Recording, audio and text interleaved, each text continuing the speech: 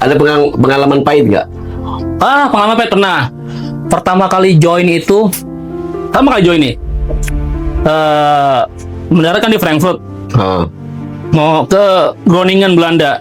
Naik kereta. Oh, jauh banget itu. Ya, jauh banget. Naik kereta. Pas turun di stasiun Lie, itu perbatasan Jerman-Belanda. Nyebrang dikit udah Belanda kan. Itu gue udah masuk bis. Mau ke Groningen, Belanda kan. Udah masuk bis. Koper kan sudah masuk dalam. Ternyata tas gue ketinggalan. Tas. Isinya paspor, visa, duit rupiah, duit euro ada di sini semua. Ketinggalan di kereta. Keretanya udah cabut lagi. Udah cabut. Tapi nggak gitu aja, pasti gue harus usaha. Jadi setiap kereta yang lewat, masinisnya gue tanya masinisnya tuh. Bagian dari mereka sampai 5 kali kereta gue tanya, dan mereka pertama nggak ada respon, kayak cuek. Kereta ketiga gue tanya, giliran mau ngejawab, keretanya udah lewat, udah mau harus jalan lagi. Kereta yang keempat mau ngejawab tapi nggak bisa bahasa Inggris, bingung. Kereta kelima ngebantu tapi ngasal jawabnya. Nggak lebih ke ngasih solusi, ngasal sejawabnya aja gitu, yang penting gue jawab gitu. Dan dapat respon, terus nanya, tas lo warna ini ya, ini nih ya, kayak tas tali gitu. Iya benar ya kan ya. Terus dibilang oke, lo tunggu di sini aja, nanti jam 7 keretanya bakal, ya 7 malam, sore sih ya, di sana itu masih lagi musim panas. Jam 7 nanti keretanya datang lagi. Gua ambil di situ. Nanti gue kesini lagi kok. Gue pergi dulu. Nanti jam 7 gue kesini lagi. Bukan. Nanti jam 7 gue kesini lagi. Gue tungguin tuh di situ. Gue tungguin. Tapi orang mau pergi tuh. Pas mau pergi gue bilang lagi. Gue samperin. Belum minta tolong lagi nggak sekali lagi. Kenapa? Gue lapar sama haus. Gue nggak pegang duit karena di gue di situ semua. Bersama kita bangun persaudaraan di atas perbedaan. Bersama CNPUG.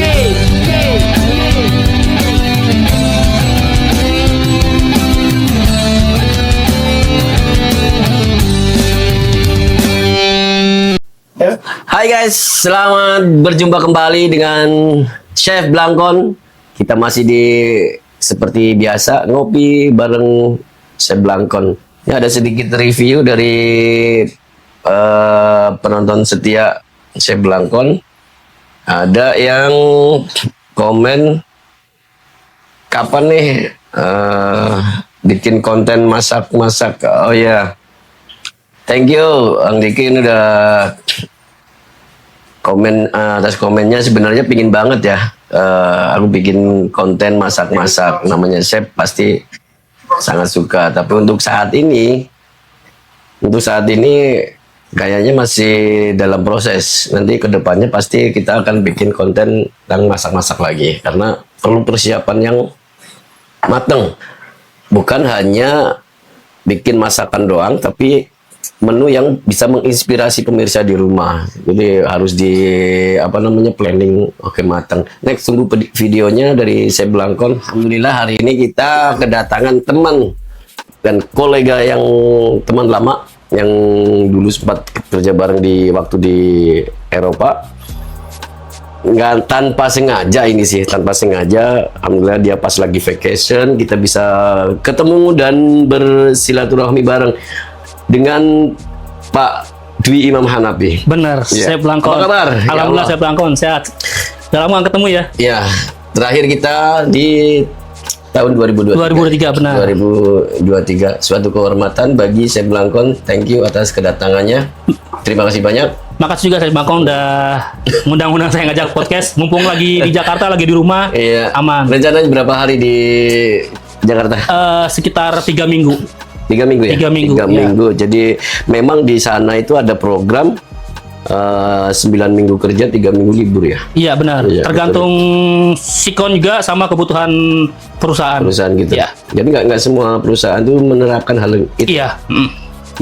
Oke. Pak Dwi, ya Mlon, ini terakhir kita bareng itu di Vienna ya, di Vienna ya? Iya benar. Di Vienna kita masih jalan-jalan nyari nasi bebek. Nasi bebek. Nasi Ya, bebek. Terus sama mie goreng. Mie goreng, ya. Itu memang ciri khas banget kalau bekerja Asia, kerja di Eropa nih. Itu yang dicari ya itu tuh. Pokoknya nasi bebek atau mie goreng, ada satu toko yang khas banget itu jadi apa namanya, rujukan anak-anak ya. Iya, toko Asia itu, Atau warung Asia, Asia gitu ya. itu yang- Yang jual nasi bebek, mie goreng. Ya karena gimana ya? Karena kita kerja jauh dari negara kita gitu. Lidah Paling nggak nggak bisa lidah dibohong. emang nggak usah dibohong. Kita pengen nyari tuh makanan yang bisa memanjakan, ngurangin rasa kangen lah gitu ya. Walaupun rasanya kurang ataupun nggak jelas. Nah, tapi itu mengobati Mengobati sedikit rasa lah. rindu.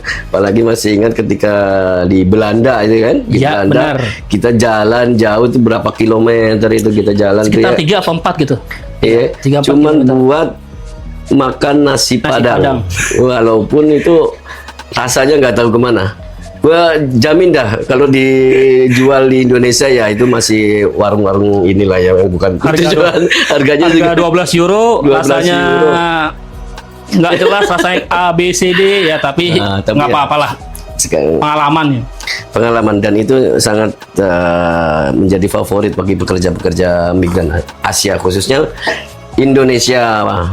Gimana nih Pak Dwi, cerita dikit dong, enak dan nggak pasti dong, semuanya pasti ada plus minus dong ya. Ya, bener, udah pasti. Plus minus. Enaknya kerja di sana. Nanti enaknya dulu nih Pak. Nggak enaknya dulu nih. Jangan, enaknya dulu nih pemirsa, Enaknya dulu. biar Boleh. biar awet nih nontonnya nih. Enaknya dulu tuh kerja di luar negeri itu apa tuh? Enaknya ya, Nah. udah pasti kalau dalam hal kerja di luar pasti nominal, gaji lah, salary, ataupun benefit, ataupun something lah yang beda dari negara kita ya. Itu udah pasti. Terus kedua, pengalaman. Kita bisa kerja. Padahal mah ini masalah salary, kalau misalkan kurs rupiah kita beda atau kuat, nggak ini ya. Iya, karena- UMR, cara bahasa ini kan UMR. Benar, karena kurs kita lemah, kita dapat di sana berapa ribu euro dikalikan rupiah, Iya, kan nominalnya lumayan gede gitu ya. Gede, iya. Itu udah pasti ya nominal ya. Pasti ya nominal. Tujuan orang keluar negeri udah pasti nominal. Itu kita nggak munafik dan nggak bisa dibohongin ya. Kedua, pengalaman. Karena kita kerja di luar, company luar, bareng orang-orang luar, campuran yang beda lah dari negara kita, dari segi kultur, dari segi kerja, operasional. Itu kita dapat sesuatu yang baru, dapat ilmu, dapat knowledge yang baru, Ya, terus ya teman baru, ya. baru, sama ya kita bisa mencoba kehidupan di luar Iya. Eropa. Seperti apa sih kehidupan di Eropa, kita langsung merasakan lah ya. Ya benar, biasa kan kita cuma tahu dari TV, dari cerita orang. Dari Nah ini TV. kita bisa merasakan kehidupan Eropa. Sebenarnya sih nggak jauh beda sih ya, cuman apa namanya, kultur kali ya, kultur yang Iya, benar. agak memang berbedaan signifikan. Kalau misalkan boleh dibilang itu disiplinnya orang sana itu lebih daripada kita ya. Benar, lebih apa ya, untuk hal kerjaan ya, disiplin tuh lebih harus ya detail lah, Detail. disiplin sama profesionalisme kita kerja kita gitu, kinerja kita itu emang lebih effortnya lebih dibandingkan kita kerja di negara kita. Itu Iya. kita nggak bisa bohongin itu kan. Nggak bisa dibohongin. Makan malam jam 7 malam itu harus ready tuh jam 7. Ya, timing. Timing. Jam 7 kelewatan jam 8 udah nggak dikasih. Ya nggak sih? Ya benar. Breakfast jam On time. sekian. Walaupun masih gelap, jam sekian breakfast, jam 7 tuh kadang-kadang kan masih gelap tuh. Benar. Iya. Jam 7 kadang jam setengah 8 kalau apalagi sekarang lagi mau musim dingin. Musim itu jam 7 setengah 8 masih gelap. Masih gelap. Iya, masih tapi gelap. tetap harus sarapan. Tetap harus sarapan. Coba Beda kalau summer ya. Kalau summer kan jam Kayak gitu, 4 setengah 5 udah terang. Beda ya. Ya, perbedaan iklim memang sangat kentara banget, Sangat signifikan. sangat Benar. signifikan. Nggak enaknya. Tadi kan udah enaknya kan, maksudnya enaknya kerja di sana tuh seperti apa? Nggak enaknya ya. Otomatis pertama nih jauh dari keluarga, jauh dari lingkungan rumah, jauh dari tongkrongan, apalagi yang suka nongkrong nih kan. Kayak saya nih suka nongkrong nih, jujur nih, suka yang bergaul sosialisasi gitu. Itu harus kita ilangin, singkirin, karena itu resiko kita kerja di luar. Kerja di luar gitu. ya. Iya. Yang biasa bercanda-bercanda konyol ala Indonesia. Kita harus Benar. mengikisnya kali. Kita harus hilangin itu karena kita nggak dapat itu di Eropa. Ya, sama kita harus biasa sama cuaca, makanan yang sangat beda banget sama di Indonesia. Ya. Jujur sih, gue mau cerita dikit dua hari saya di sana itu masih mimisan, Mas. Mimisan ya? Iya. Oh itu pas pertama-tama ya? Pas pertama, jadi masih ada bau-bau musim dingin tuh. Ya, itu mungkin ini kali ya, apa namanya? Kaget kali ya. Kaget. Kalau saya itu apa dulu pertama-tama ya. Pertama kan join langsung ke Belanda ya. Pertama join Belanda. Itu seminggu pertama itu kulit itu pada kering banget, rambut rontok, ketombean, lebih ke situ ya, lebih ke situ. Sama 4 hari saya nggak bisa BAB. 4 hari. Jadi tapi beda-beda ya. Kalau aku yang saya rasakan itu mimisan itu kayak nggak berasa, tapi tes itu nyampe. Untungnya saya itu dibawain istri itu tolak angin. Jadi kalau malam itu kalau digosok tuh badan itu digosok itu agak lumayan menambah daya tahan tubuh kali ya. Jadi hari ketiganya itu udah normal. Ya mungkin efek sampingnya beda-beda ya. Mungkin daya tahan tubuh orang kan beda-beda. Mungkin saya belangkon lebih ke mimisan, kalau saya mungkin lebih ke kulit. Mungkin dari biasa kena suhu subtropis, kena suhu dingin, kaget. Berarti di sana udah pernah ngalamin berapa kali musim salju? 4 musim. Enggak, musim salju berarti udah berapa kali ngalamin tuh? Kalau salju baru 2 kali. 2 kali ya? Ya, tapi lebih sering musim panas, musim semi, musim gugur. Karena biasa kalau di Januari saya udah pulang atau Desember. Tapi apa namanya? Di sana musim panasnya juga nggak panas-panas amat ya? Enggak sih? Sebenarnya sih musim panas itu bukan berarti cuacanya panas ya. Cuman waktu siangnya lebih lama daripada waktu malam.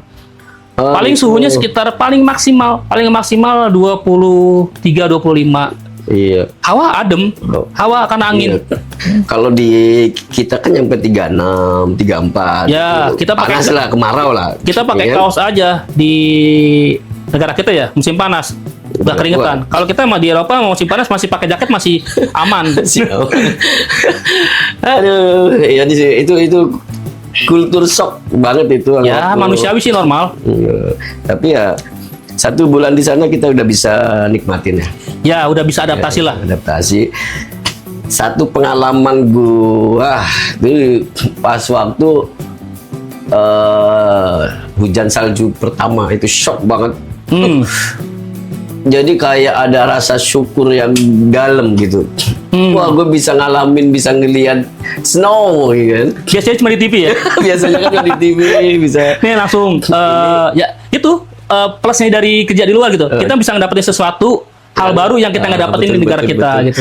Terus impian gue pingin lihat Menara Pisa. Itali.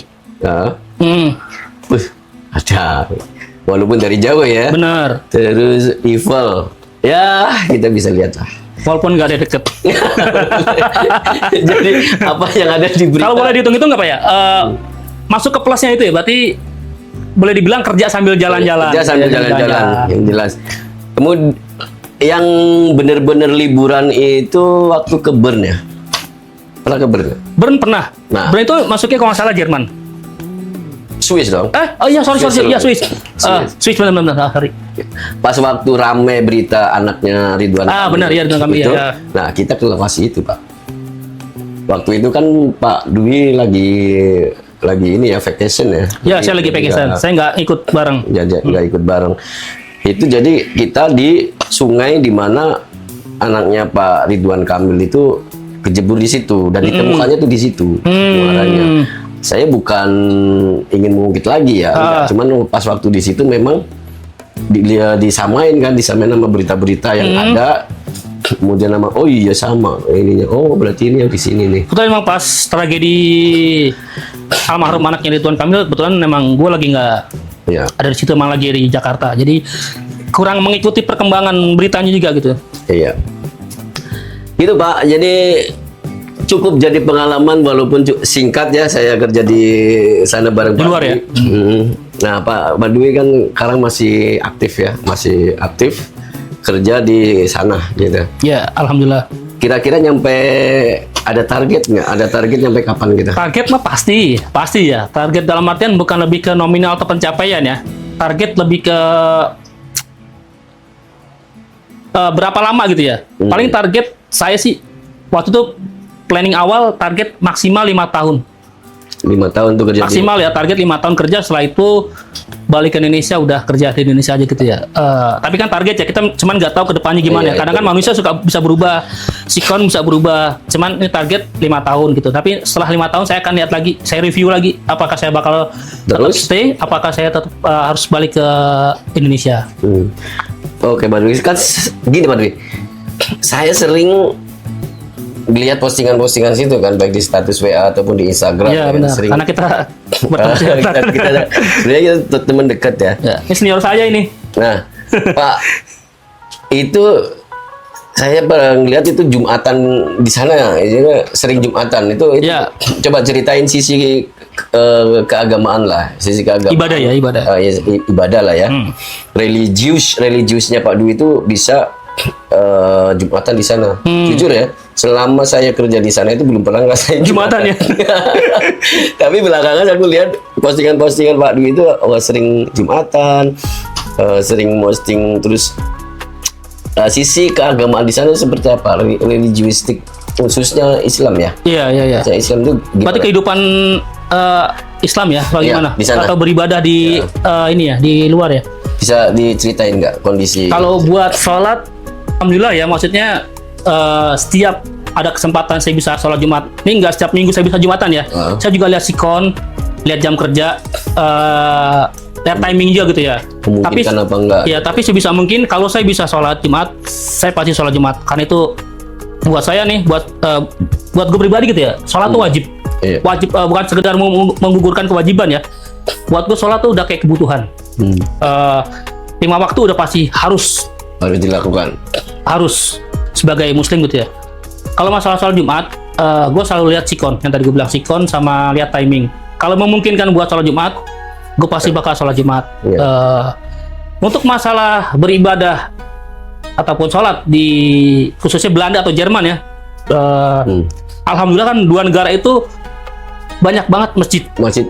Oh, agak maksudnya untuk nyari masjid itu gampang gitu. Iya, nggak gampang banget, tapi alhamdulillah maksudnya nggak susah-susah banget. Banget. Pasti di setiap kota di Belanda ataupun Jerman itu udah pasti ada masjid. Ada masjid, ya. Walaupun mungkin lokasinya agak jauh, ataupun kita harus naik kereta dulu, naik bis dulu, entah yang jaraknya 5 kilo, 10 kilo, pasti ada. Asal kita, kalau emang kita nggak tahu, kita ini aja, Nah, searching, cari gitu. Kalau emang nggak tahu gitu ya. Itu yang susah di daerah mana itu yang agak susah nyari masjid ya? Oh pernah, pas gue lagi dapat di Harlingen Belanda, itu mau ke masjid, itu mau Jumatan itu berangkat jam 10 pagi. Jam 10. Jam 10 pagi sampai sana jam 12-an. Karena jaraknya itu kita dari Harlingen itu harus ke kota Leeuwarden, karena masjid ada di Leeuwarden. Itu kita naik kereta sejam setengah. Dari stasiun Leeuwarden kita ke masjid itu jalan sekitar lebih dari 30 menit. Oke. Jadi itu ya, teman-teman Blangkon, dimanapun Anda berada, jangan lupakan jati diri Anda sebagai seorang Muslim tuh. Keren loh. Tahu nggak? Hal yang tersusah untuk mengatasi mengatasi kesulitan itu yaitu keyakinan kita terhadap Allah Subhanahu wa Ta'ala, keyakinan keimanan kita terhadap Tuhan Yang Maha Esa. Dimanapun Anda berada, jangan lupa sholat. 5 waktu harus itu. Iya, maksudnya gini, mau dimanapun kita, mau seburuk apapun keadaan kita, mau kita lagi di mana, mau ngapain, jangan tinggalin sholat. Ya. Jangan tinggalin sholat. Itu catatan buat kalian semua yang Nggak, karena gini, karena gue dulu pernah gitu ya, ada di momen dalam artian nyepelein sholat gitu ya. Ngapain gue sholat, ngapain gue ibadah, toh kehidupan gue lancar, kerjaan gue lancar, ekonomi apa semua lancar. Ternyata punya pikiran kayak gitu tuh salah. Salah gitu ya. Gue nemu di titik di mana itu namanya istidroj ya. Istidrut namanya gitu ya. Itu salah gitu ya. Balik lagi, emang kewajiban kita nih. Sebagai hamba yang Percuma kita kaya, percuma kita punya segalanya, percuma kita pergi haji setahun sekali, percuma kita umroh sebulan sekali, percuma kita punya segalanya. Tapi kalau kita nggak sholat, nah, itu catatan.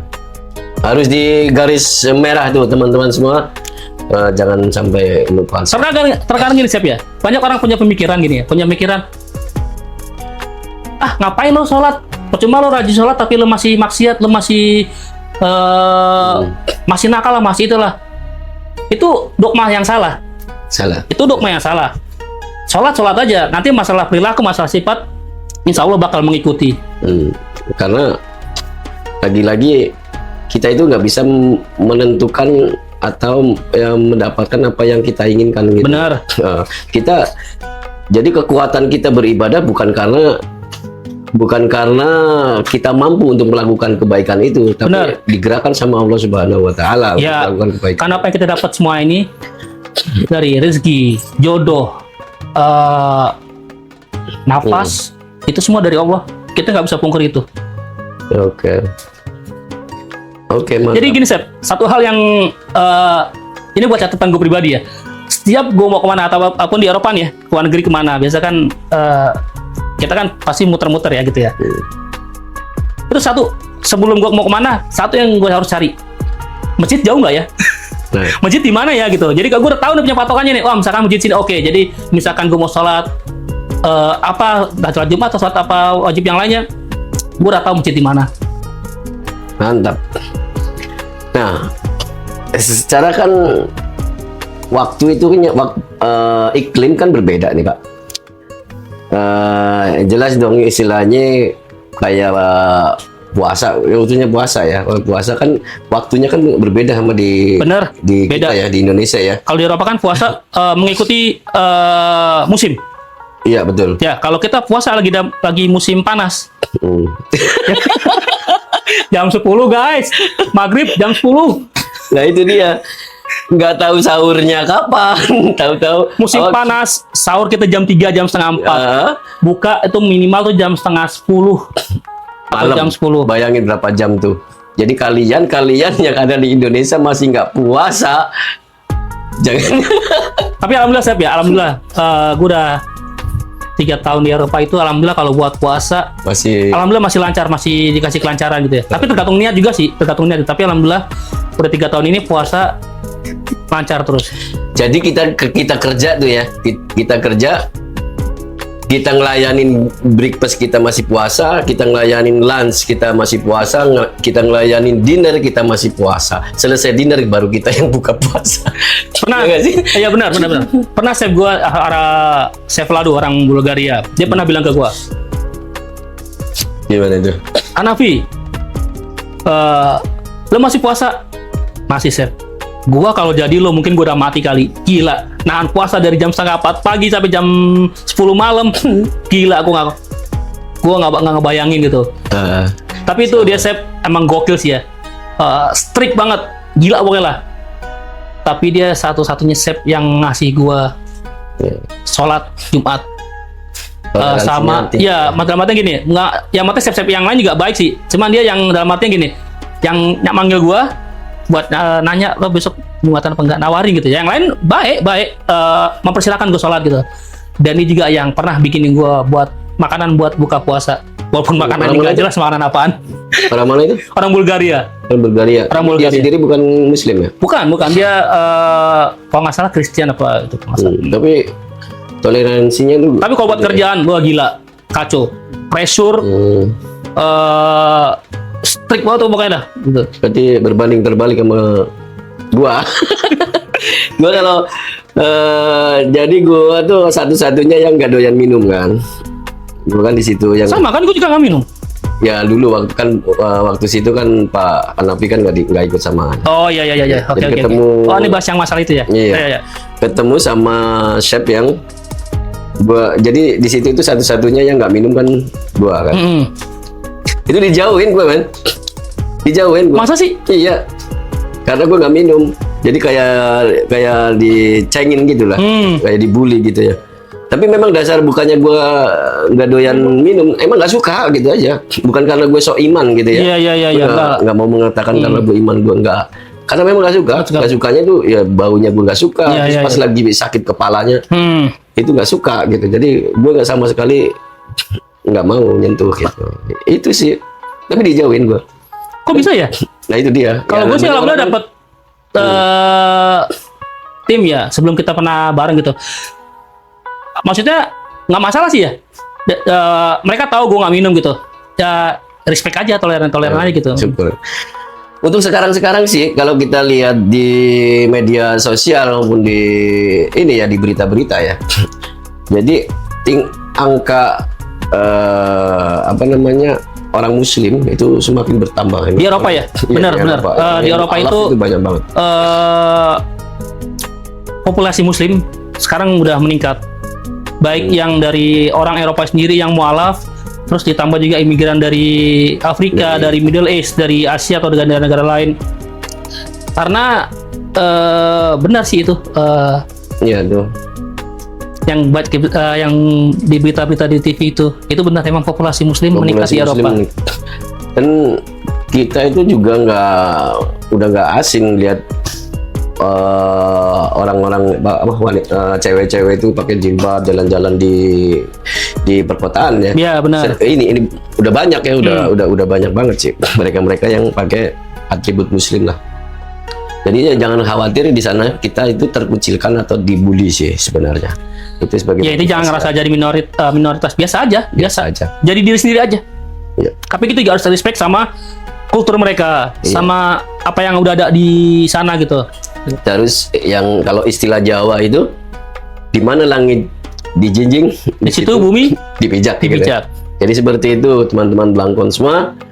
Jangan lupa untuk tetap optimis dimanapun Anda berada, sebagai Indonesian people maupun sebagai Muslim people.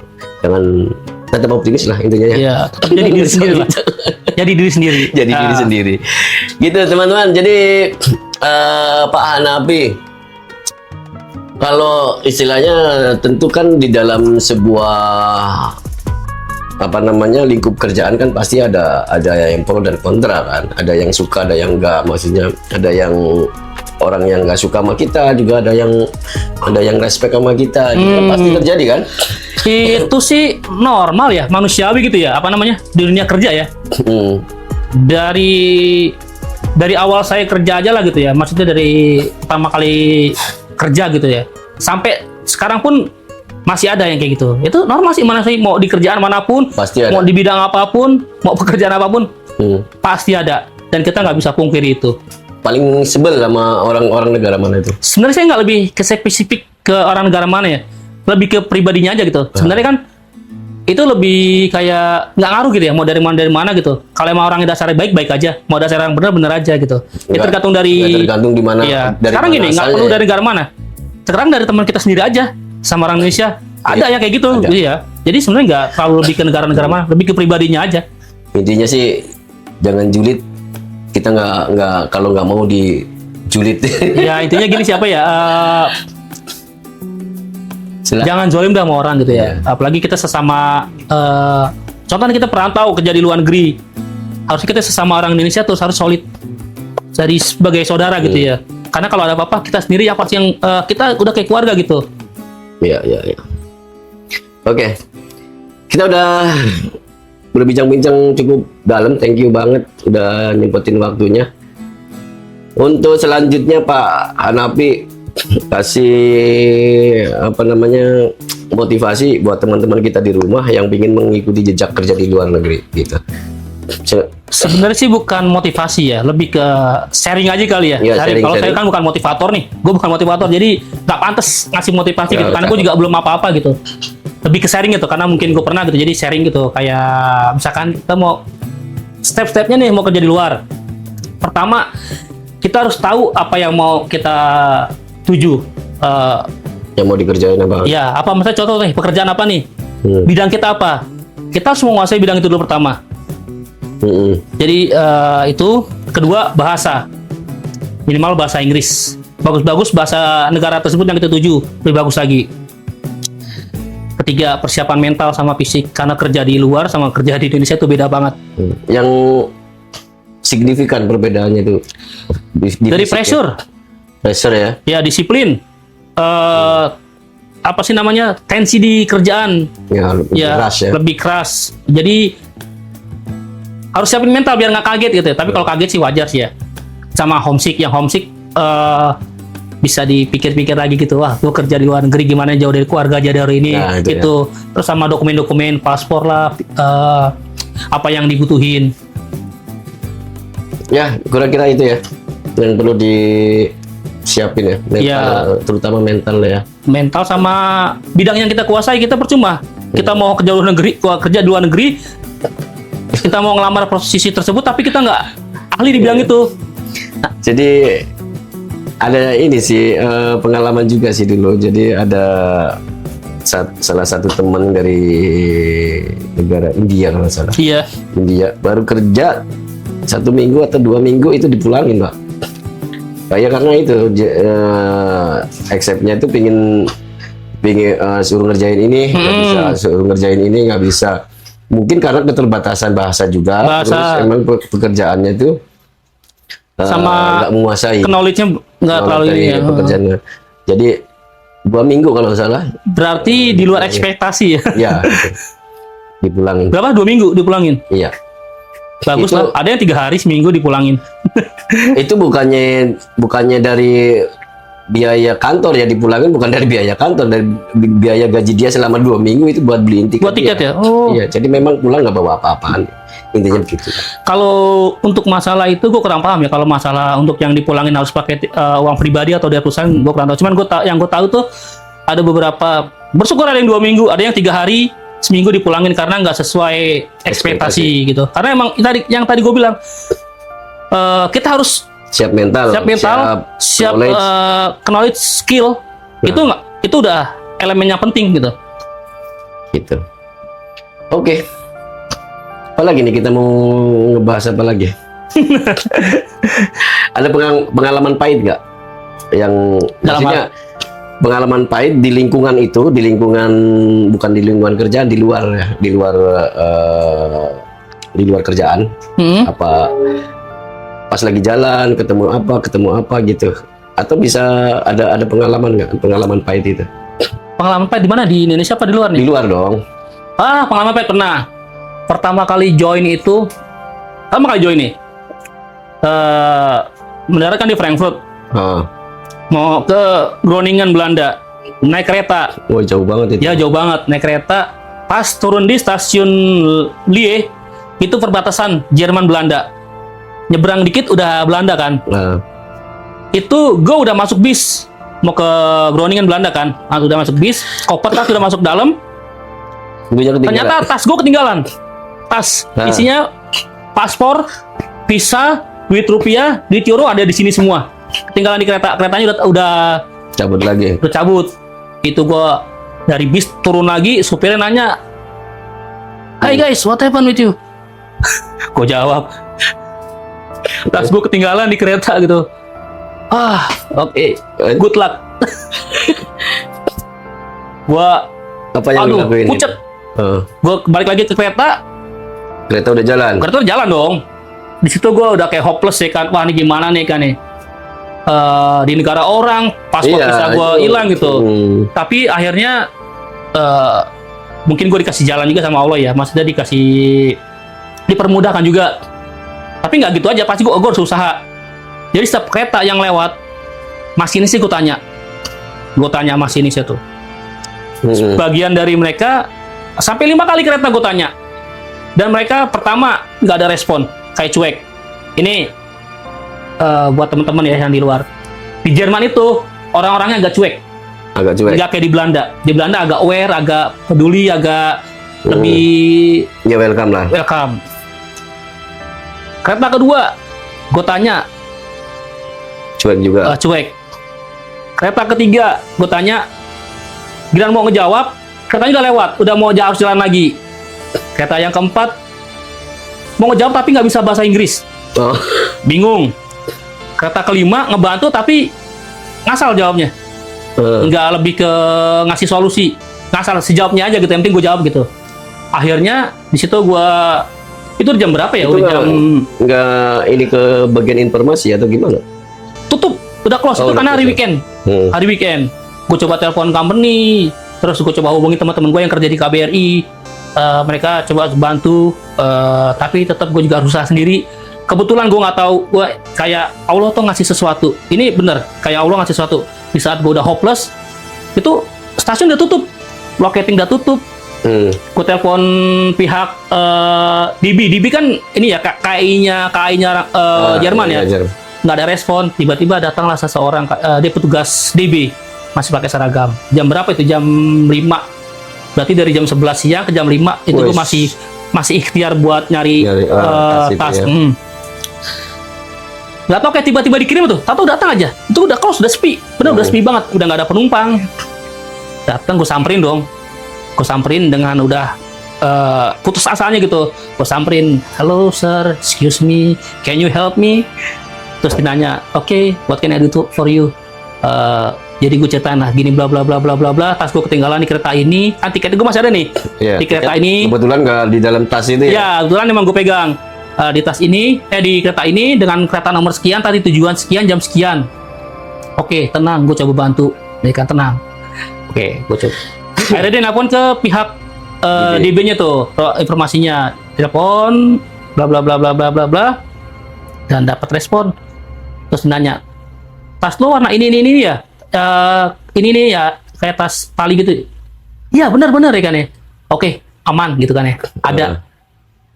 Terus dia bilang, "Oke, lo tunggu di sini aja, nanti jam 7 keretanya bakal, ya 7 malam. Sore sih ya, di sana jam 7 Sore masih, ya? itu masih lagi musim panas. Jam 7 nanti keretanya datang lagi. Gua ambil di situ. Nanti gue kesini lagi kok. Gue pergi dulu, nanti jam 7 gue kesini lagi." Gitu kan. Nanti jam 7 gue kesini lagi.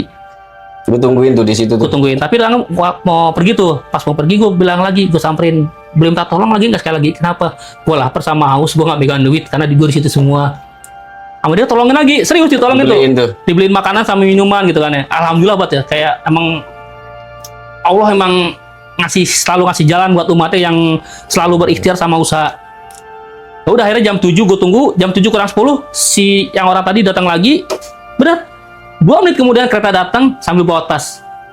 Duit gue utuh, Nggak ada yang ini. nggak ada yang hilang. Gue nggak tahu kalau itu di Indonesia ya atau di Jakarta. Tas kehilangan ada duitnya, gue nggak tahu, bisa beruntung bisa balik lagi itu tas Iya. atau duitnya. Ya lebihnya kalau memang bukan pertolongan Allah ya. Iya, emang ya, semua dari sepertinya. emang dari Allah melalui perantara orang. Ya, Iya. itu dia. Oke, thank you Pak Hanafi. Makasih juga Chef Blakon. Udah sharing-sharing jauh ini buat teman-teman yang ingin mengikuti jejaknya untuk bekerja jadi imigran atau bekerja di luar negeri. Jangan lupa siapkan mental dan skill Anda. Yakini bahwa Anda mampu bekerja dengan disiplin yang sangat ketat ya. Iya, benar. Terus dengan pressure yang kuat, terus dengan lingkungan dan mampu membunuh homesick itu sendiri. Itu berat banget. Rasa kangen keluarga, rasa kebiasaan kita makan nasi pecel. Kalau pagi makan nasi uduk sambil sambil apa ya? Sambil ngangkat kaki ya. Sama gini Chef, satu lagi Chef. Apa namanya? Kita yang ada di Indonesia gitu ya. Jangan selalu berpikiran teman kita yang kerja di luar tuh enak. Jangan pernah punya pikiran kayak gitu. Karena setiap kerjaan tuh, apapun pekerjaannya, Pasti ada plus minusnya, ada enak dan gak enak ya. Jangan pernah kita sekali-kali bilang enak lu jadi ini. Udah, kita bersyukur sama yang kita punya. Jangan sibuk dengan nikmat orang lain. Mending kita fokus dengan nikmat kita sendiri. Biar kita rezeki kita, nikmat syukur kita nggak hilang. Oke teman-teman Blangkon semua, terima kasih udah ngikutin kita dari awal sampai akhir. Kita doakan kalian semua sehat selalu dan makin mantap dan sejahtera. Thank you, jangan lupa like, share, and subscribe biar makin gencar kita nyari talent-talent yang berbobot dan bisa menginspirasi kita semua. Thank you. Pak Nabi, thank you. Makasih Chef Blangkon, Udah ngasih Chef kesempatan. Fajar. Semoga selalu sukses. Pokoknya sehat selalu, sukses selalu ya. Sampai Ya, ketemu. Jangan lupa mampir kalau pas lagi Siap, mumpung lagi liburan, mumpung lagi di Jakarta, kita bisa jalan-jalan lah. komunikasi ya. Oke, thank you. Assalamualaikum warahmatullahi wabarakatuh. Waalaikumsalam warahmatullahi wabarakatuh. Yeah.